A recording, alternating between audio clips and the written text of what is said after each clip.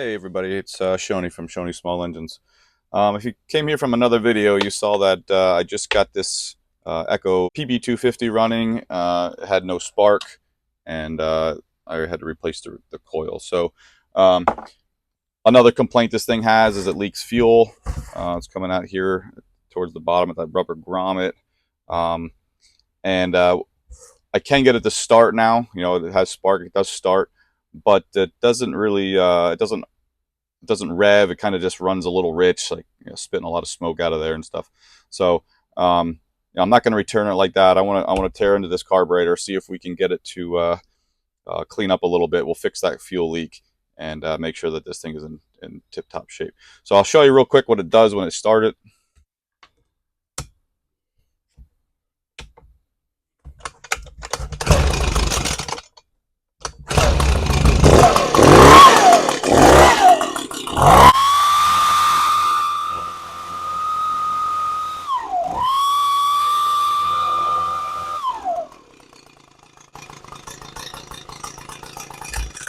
All right, so it does idle and everything, which is nice. It does rev somewhat, but it doesn't get to that, you know, the high pitch, like high powered sound that you really want out of a two-stroke.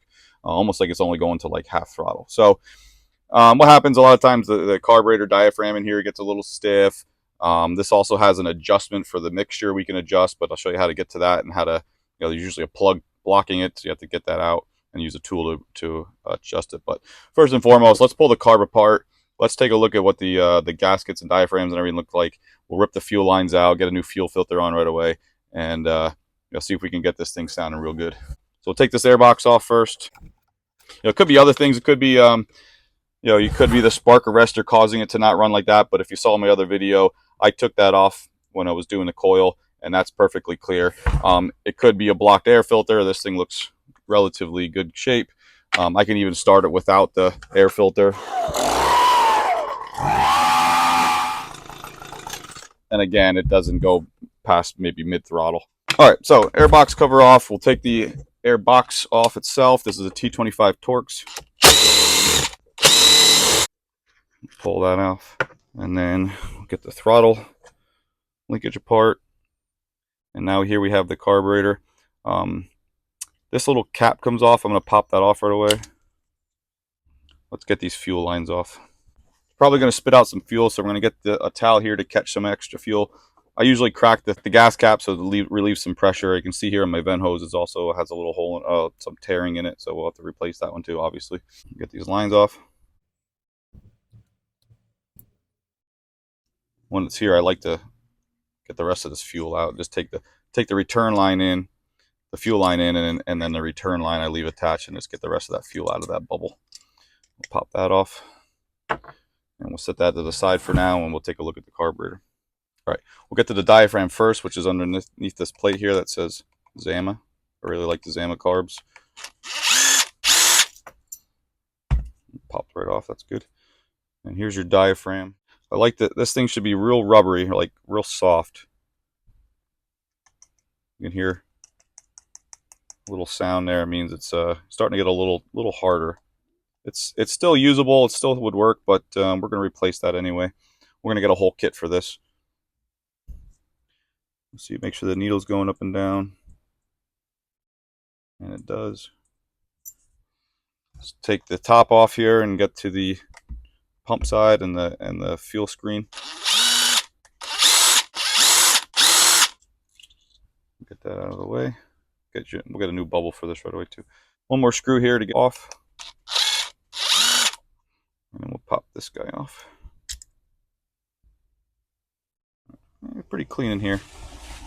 I'm gonna blow this off real quick, and then we'll show you how to get this little plug out, because that's where we're going to adjust the fuel mixture.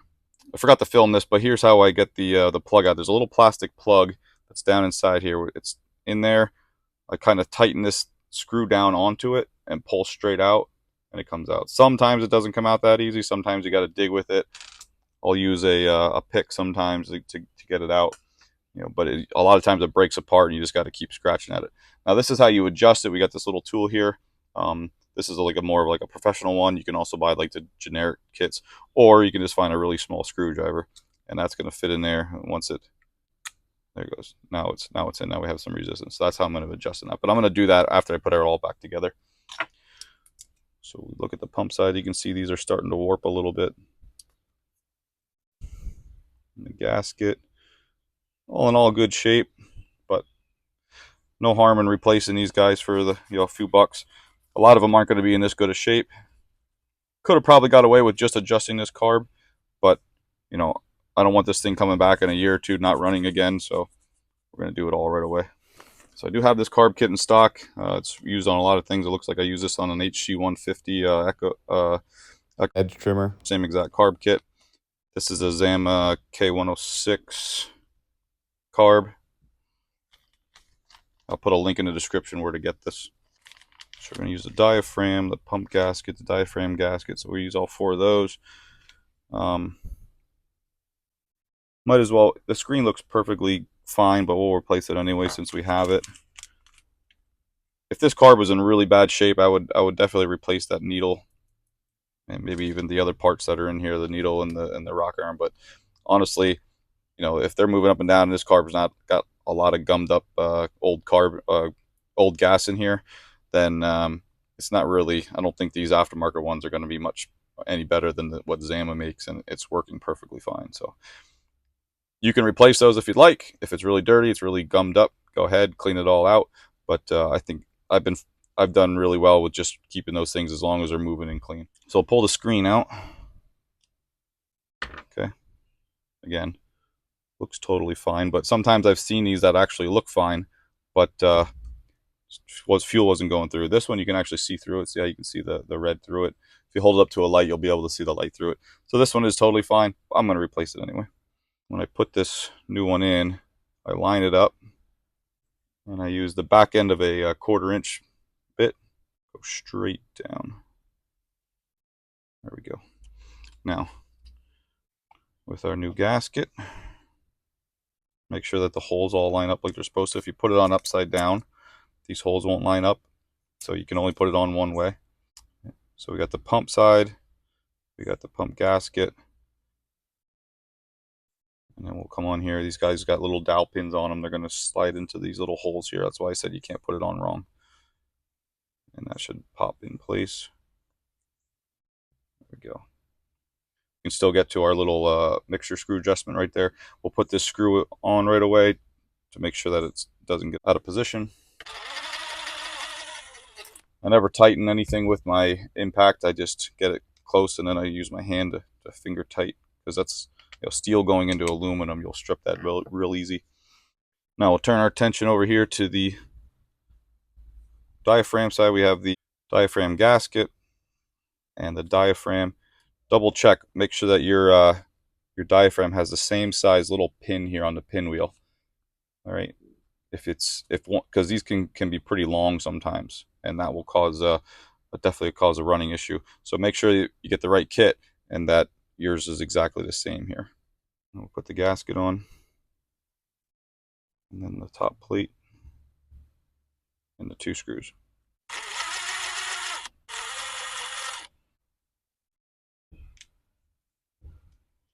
Now I'm going to go get a new bubble, even though this one's in pretty good shape. Again, I don't want these only last a few years, especially if they sit for a while, they'll go bad.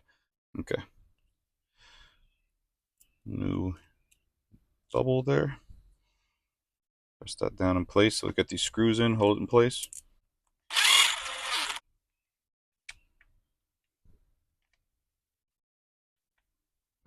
All right, carb is rebuilt now. Get the old parts out of the way. Here, back to the machine, the fuel tank. We're gonna get these rubber grommet out, replace the fuel lines, replace the vent line and the fuel filter, and we'll put a new grommet in there, and we'll put the car back on. So before I do this, I want to empty this fuel. I don't want to spill this fuel everywhere, and make it a lot easier to do all this. It looks pretty rich. Not sure what mixture they're mixing it at. Okay, now we'll get this rubber grommet off. Actually, I'm gonna just pull this fuel line out and the vent.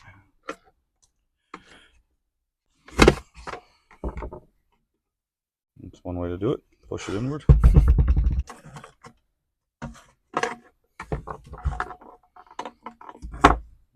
It's not too bad. Pretty good shape, but we'll place it anyway. We clean up this tank real fast, and then I'll show you how to put new lines, new fuel filter in there. Okay, for the fuel lines, I'm going to use Tygon. I'm going to use 1/8 inch inside diameter, 1/4 inch outside diameter, for at least the two of them. For at least the fuel line and probably the return line. For the vent hose, I'll probably use a little bit smaller one. I'm going to use a 3/16 outside diameter just because the holes on these aren't very big. These are going to be a tight squeeze to begin with, but at least it'll seal up pretty good and it won't leak there.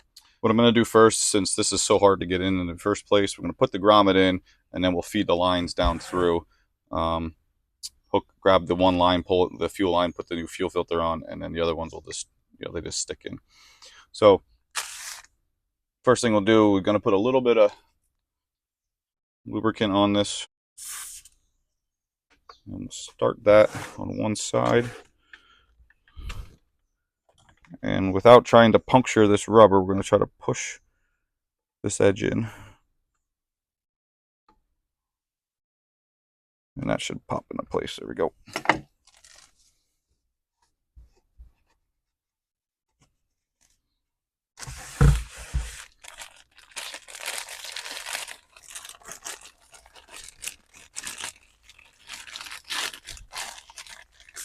Now the return line isn't very long, so we'll just get a piece. Doesn't need to be real long. Just get a piece about that size. Cut that off. The fuel line, they do this in 2 pieces. I just do it in 1 piece. So we'll just kind of take a rough idea. Cut that off. I'm going to go a little bit further because I'm probably going to have to cut this on a little bit of an angle just to feed it through the rubber grommet. For the vent, we'll just do that at the end. So for the fuel line, I'm just going to cut a little bit of an angle here. Add a little bit of lubricant to it.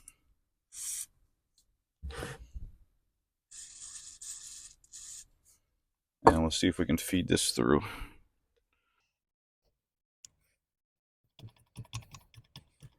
Reach in. There's a little tool you can get to help pull this out, but I left myself enough space.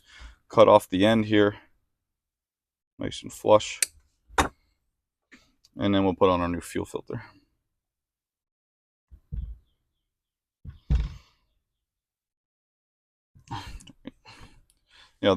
These come with a little clip around it, but if it's the right size, that shouldn't come off. It's only sitting at the bottom of your gas tank.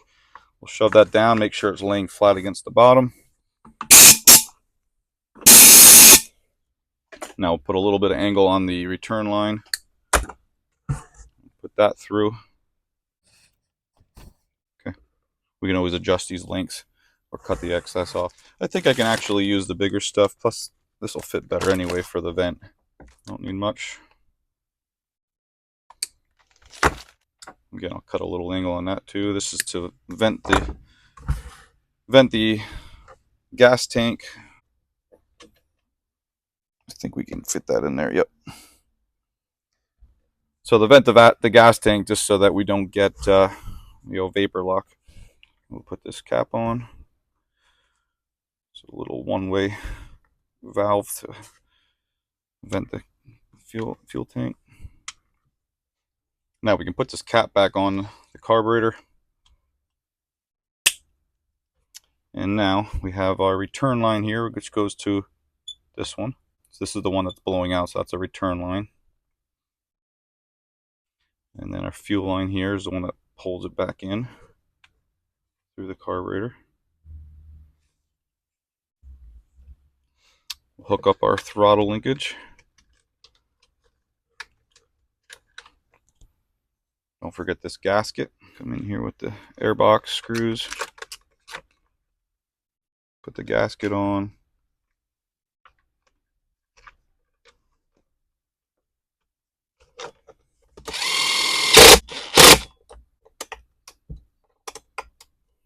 Just make sure my throttle's working. It is. Put the gas cap back in. Make sure there's no kinks in your fuel lines. Clean off the air filter quick. That goes on next. And our air box with the thin side to the top. Now let's get some fuel in. I'm going to use my own fuel just to make sure that I'm not sure what he's mixing his out. I'll talk to him about it, but I'm going to make sure that I'm putting, like, I usually do mine between 45 and 50. Fill this up.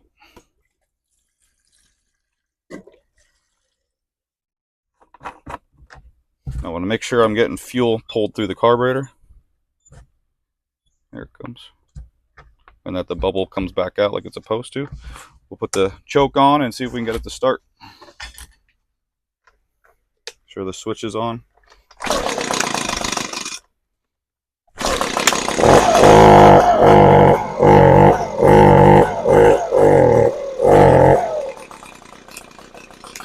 Okay, good. Starts, so we know it runs. It did before, but we know it runs now. Now we have to come in here and we need to adjust this carburetor. Turn this out of the way. Right in here, we were showing you before. Get that screwdriver in there. I'm going to turn it all the way and see where we're at to start. So we're going to go, that's a half. It's about 3/4 of a turn out. I'm going to start at 1 turn out, which is a little further out than it was before.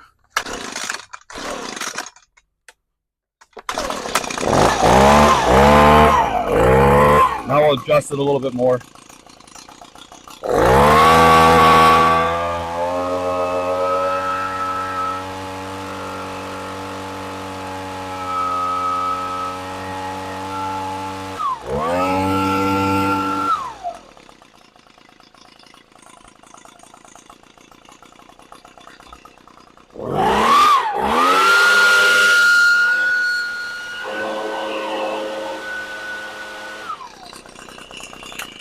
All right, that sounds much better.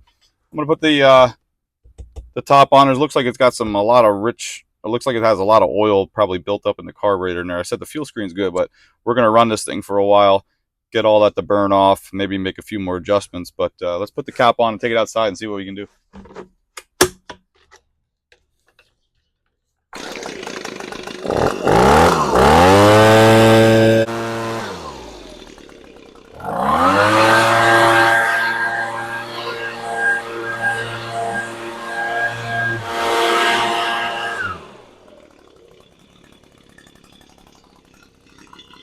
All right, I'm gonna let that run a little while. Check out some of my other material here. You can check out my channel there. I just did a video on doing a coil on this. So if you have any questions, hit me up in the comments, and I'll catch you guys next time. Thanks for watching.